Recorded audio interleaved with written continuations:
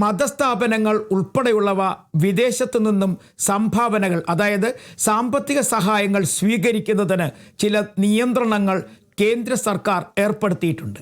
ഇതുമായി ബന്ധപ്പെട്ട FRCയുടെ ഒരു ലൈസൻസ് ഇവർ പുതുക്കണം, അല്ലെങ്കിൽ ഒപ്പം കൈവശമുണ്ടായിരിക്കണം.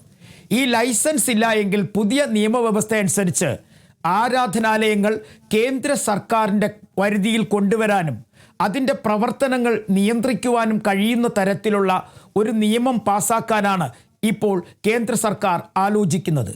ഇതുമായി ബന്ധപ്പെട്ടുള്ള ചർച്ചകൾ വലിയ തരത്തിൽ പുരോഗമിച്ചു വരികയാണ്.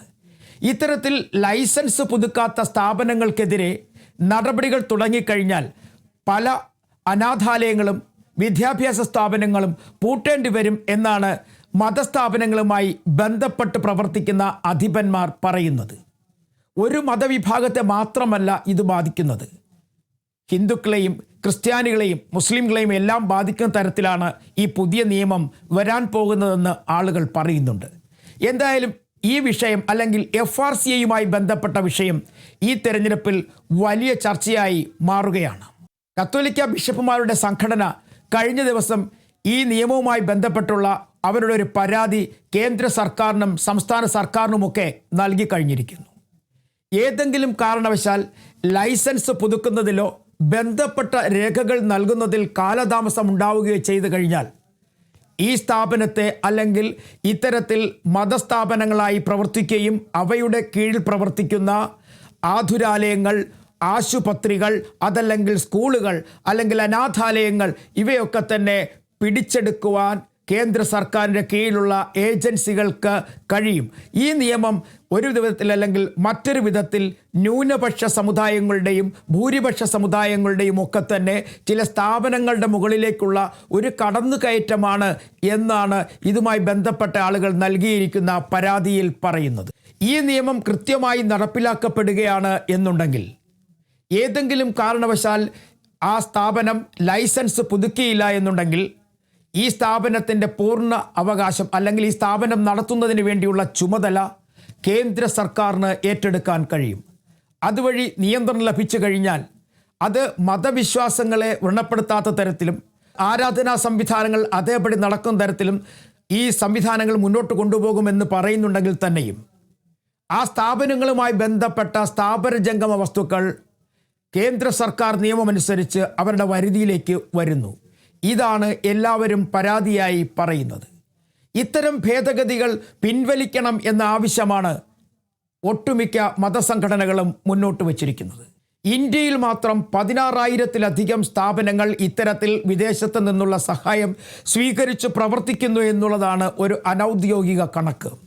സ്ഥാപനങ്ങളുടെ പ്രവർത്തനം എന്ന് പറയുമ്പോൾ ഇന്ത്യയിലെ പല സ്ഥലങ്ങളിലും വലിയ തരത്തിൽ ബുദ്ധിമുട്ട് അനുഭവിക്കുന്ന ആളുകൾ താമസിക്കുന്ന മേഖലകളിൽ ചാരിറ്റി പ്രവർത്തനത്തിൻ്റെ ഭാഗമായി സ്കൂളുകളും ആശുപത്രികളും ഒക്കെ പ്രവർത്തിക്കുന്നുണ്ട്. ഇവരുടെ പ്രവർത്തനം മുന്നോട്ട് കൊണ്ടുപോകണമെങ്കിൽ, അല്ലെങ്കിൽ ഇവയുടെ പ്രവർത്തനം സുഗമമായി നടപ്പിലാക്കണമെന്നുണ്ടെങ്കിൽ വിദേശത്തു നിന്നുള്ള സഹായം വേണ്ടിവരും.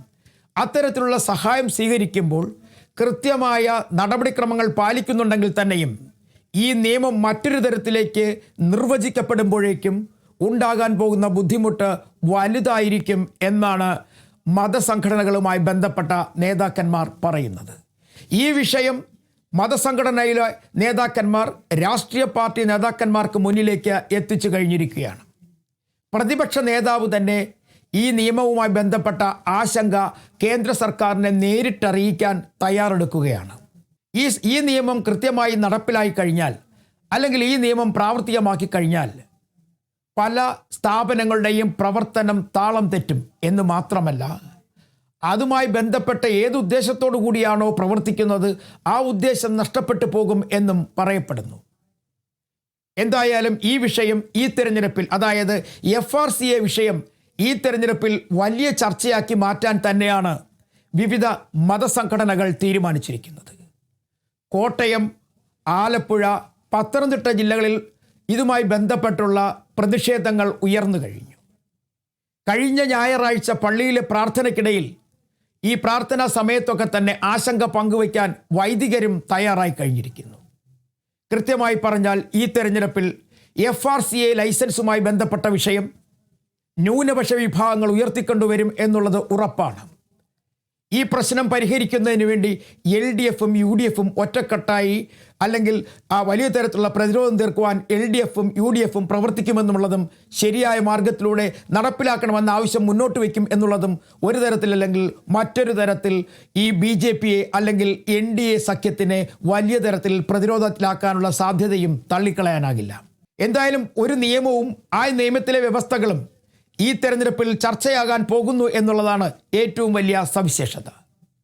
കഴിഞ്ഞ പാർലമെൻറ്റിൽ ഇതുമായി ബന്ധപ്പെട്ട വലിയ തരത്തിൽ ചർച്ചകളുണ്ടായി. ആ ചർച്ചകളുമായി ബന്ധപ്പെട്ട അതിൻ്റെ വിവിധ രേഖകൾ പുറത്തേക്ക് വന്നതോടുകൂടിയാണ് ആശങ്കകൾ അറിയിച്ചുകൊണ്ട് മതസംഘടനകളുമായി ബന്ധപ്പെട്ട ആളുകൾ രംഗത്തെത്തിയത്. മുഖ്യമന്ത്രിയെയും പ്രതിപക്ഷ നേതാവിനെയും ഒക്കെ ഈ വിവരങ്ങൾ അറിയിച്ചു കഴിഞ്ഞു. ഇനി ഒരു കാര്യം കൂടി വ്യക്തമാക്കാം. മധ്യ കേരളത്തിൽ വലിയ തരത്തിൽ നേട്ടം കൊയ്യാൻ കഴിയുമെന്നുള്ള പ്രതീക്ഷ പങ്കുവയ്ക്കുന്ന BJPക്ക് ഈ നിയമത്തിൽ അല്ലെങ്കിൽ ഈ നിയമം എങ്ങനെ നടപ്പിലാക്കും, അതിൽ ആർക്കൊക്കെ ബുദ്ധിമുട്ടുണ്ടാകുമെന്ന കാര്യത്തിൽ ഒരു വ്യക്തത വരുത്തിയാൽ മാത്രമേ എന്തെങ്കിലും നേട്ടം അവർക്ക് മധ്യ കേരളത്തിൽ നിന്ന് ലഭിക്കുകയുള്ളൂ. പ്രത്യേകിച്ചും മതന്യൂനപക്ഷങ്ങൾക്ക് വലിയ തരത്തിൽ ശക്തിയുള്ള കോട്ടയം, പത്തനംതിട്ട, ആലപ്പുഴ, എറണാകുളം തുടങ്ങിയ സ്ഥലങ്ങളിൽ ഇത് ചർച്ചയാകും എന്നുള്ളത് ഏകദേശം ഉറപ്പായി കഴിഞ്ഞിരിക്കുന്നു. അതിൻ്റെ ഒരു സൂചനയാണ് കഴിഞ്ഞ ദിവസം പ്രതിപക്ഷ നേതാവ് നൽകിയതും.